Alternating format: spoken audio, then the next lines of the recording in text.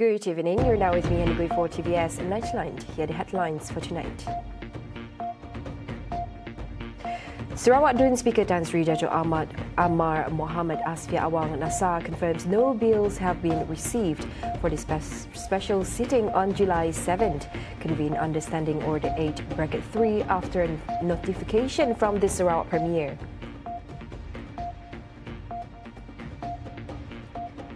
The Putrajaya Court of Appeal acquits and discharges Syed Sadiq of 4 charges. On global affairs, Iran passes a bill to hold ties with IAEA.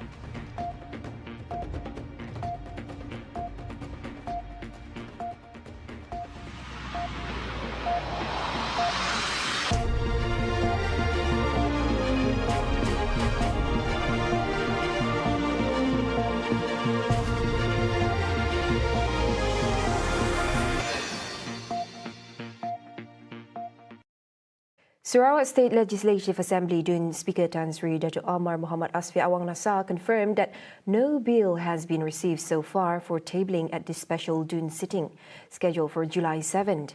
He said the meeting was convened under Standing Order 8-3, following a notification from the Sarawak Premier expressing intent to call for the session. Pursuant to that, and in tandem with that presentation, I issued a notice calling for a meeting of all the honourable members, 82 of them, for a meeting in the Dun on the 7th of July 2025.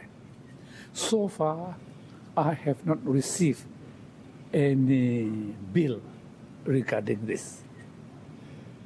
If I say it is a matter of conjecture, but if I want to speak from facts, I have not received any bill yet.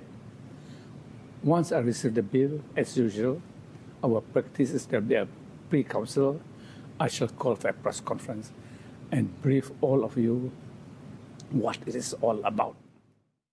ASFIA said this during a press conference after the opening of the UiTM Sarawak Student Parliament Programme held at the Dun Complex earlier today. This special Dun sitting is scheduled for 1 day from 9 a.m. to 6:30 p.m. but may be extended under Standing Order 9 if required. When asked whether the meeting could relate to a possible redrawing of electoral boundaries or an increase in parliamentary or state seats, ASFIA did not rule out the possibility but stressed that no official details have been received. Meanwhile, speculations are rife over a possible increase in parliamentary and state legislative assembly seats at the upcoming one-day special Dun sitting. Chief Political Secretary to the Sarawak Premier, Dato' Fazruddin Abdul Rahman, dismissed the rumours, saying such additions typically coincide with elections that are nowhere near at the moment.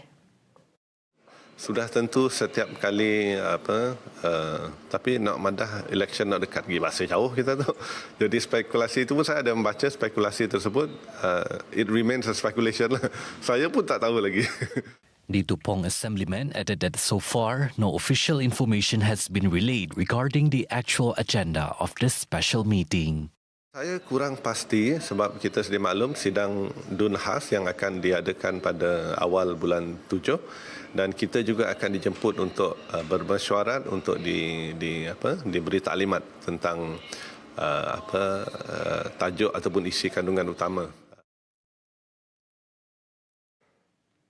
The Putrajaya Court of Appeal acquitted and discharged Muar MP Syed Sadiq Syed Abdul Rahman of 4 charges involving criminal breach of trust, misappropriation of property and money laundering linked to funds from Angkatan Bersatu Anak Muda or Armada. A 3-judge panel allowed Syed Sadiq's appeal to overturn his conviction and sentence of 7 years jail, 2 strokes of the cane and a 10 million ringgit fine imposed by the Kuala Lumpur High Court on November 9, 2023. According to Justice Dato' Norin Badaruddin, the prosecution failed to prove an abetment charge against Syed Sadiq. She said evidence presented was not credible and did not support the misappropriation charge under Section 403. Additionally, the money laundering charges under the Anti-Money Laundering Act AMLA could not be sustained. It is worth noting that the decision to acquit made was unanimously. 32-year-old Syed Saddiq had been accused of abetting Armada's former assistant treasurer, Rafiq Hakim Razali, in committing criminal breach of trust under Section 406 of the Penal Code involving 1 million ringgit. The alleged offence was said to have occurred at CIMB Bank Berhad, Menara CIMB KL Central on March 6, 2020. Malaysia will further explore the proposed Halal Cooperation Action Plan suggested by the President of Kyrgyzstan, Sadir Japarov, as part of efforts to strengthen bilateral ties in the halal sector. Prime Minister Datuk Seri Anwar Ibrahim said a series of follow-up meetings will be held by the Cabinet to coordinate the understanding and ensure that investment and trade planning can proceed. Then, of course, the ecosystem of the halal, and your proposal, President Japarov, of the Halal Cooperation Action Plan. This will all be further explored. During a joint press conference, Anwar emphasized that discussions with Japarov would include several other areas such as Islamic banking, construction and financial programs to enhance and expand investments in these sectors. In November 2024, an MOU on halal cooperation was signed between Halal Development Corporation (HDC) and the Kyrgyz Republic's Center for Halal Industry Development under the Ministry of Economy and Trade. Meanwhile, President Japarov expressed his country's commitment to continuing sustainable reforms to stimulate a mutually beneficial business environment with partners, particularly in tourism, economy, agriculture, digital economy and banking sectors. He also commended Malaysia's role as a global leader in the halal industry, playing a key role in shaping a sustainable and competitive halal ecosystem internationally. Malaysia's world-leading halal industry starts apart. It is in this area that we see opportunities to develop joint standards and enter new markets by diversifying production. Malaysia's total trade in services rose by 14.6% to 497.4 billion ringgit last year from 434 billion ringgit in 2023, contributing 25.8% to the gross domestic product at current prices. In a statement today, the Department of Statistics Malaysia said exports of services grew by 24.6% to 242.9 billion ringgit from 195.0 billion ringgit in the previous year. Similarly, imports of services increased by 6.5% to 254.5 billion ringgit against 239.0 billion ringgit in 2023. As services exports grew faster than imports, the deficit narrowed substantially from 44.0 billion ringgit to 11.7 billion ringgit. The OSM said that Asia continued to be the main destination for Malaysia's services exports, constituting 164.0 billion ringgit or 67.5% of total services. Singapore, the United States and China were the three main destinations for Malaysia's services exports. The agency said that Asia also remained the major source of imports with a share of 58.6% or 149.0 billion ringgit.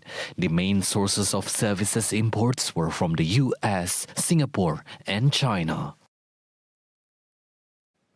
The Malaysian Anti-Corruption Commission (MACC) has confirmed that the investigation into former Prime Minister Datuk Seri Ismail Sabri Yaakob has been completed, and a forfeiture application for cash amounting to 170 million ringgit is expected to be filed within the next 2 weeks. At a press conference at the MACC headquarters today, Chief Commissioner Tan Sri Azam Baki said the investigation papers have been submitted to the Attorney General's chambers and the Deputy Public Prosecutor has agreed to proceed with the application for forfeiture of the cash. However, Azam clarified that no decisions has been made yet regarding criminal charges against the country's 9th Prime Minister. Ismail Sabri had previously appeared at the MACC HQ several times to assist in investigations into alleged corruption and money laundering involving the use and procurement of funds for promotion and publicity of the Keluarga Malaysia program during his administration from August 2021 to November 2022. The investigation followed a directive for Ismail Sabri to declare his assets under Section 36(1) of the 2009 MACC ACT. The declaration was made on February 10 and the MACC is now analysing the sources of declared assets. As part of the corruption and money laundering probe against Ismail Sabri, the MACC seized 170 million ringgit in cash in various foreign currencies, including baht, rial, pound sterling, won, euro, Swiss franc, and yuan. They also confiscated 16 kilograms of pure gold bars estimated to be worth 7 million ringgit. The seizures were made during raids at a residence and office believed to have been used as a safe house based on investigations into 4 of Ismail Sabri's former senior officers who were detained in February.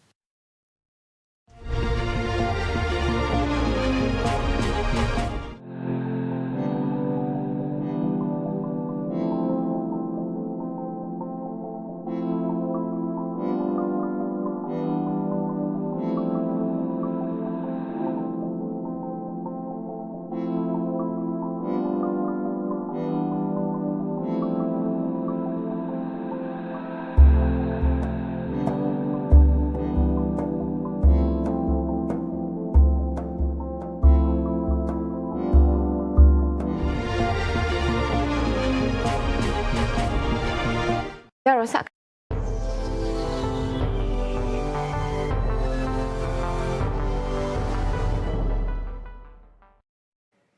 Iran's parliament passed a bill to suspend cooperation with the UN International Atomic Energy Agency IAEA after Israel attacked Iran while a ceasefire is in effect. However, Iran's withdrawal will still need the approval from the National Security Council. Israel dropped bombs in Tehran and called it a symbolic strike. Currently, both Israel and Iran are at war for 12 consecutive days, with both sides claiming that they have won the war. At least 610 people were killed and over 3,000 others were injured in Iran, while only about 28 people were killed in Israel.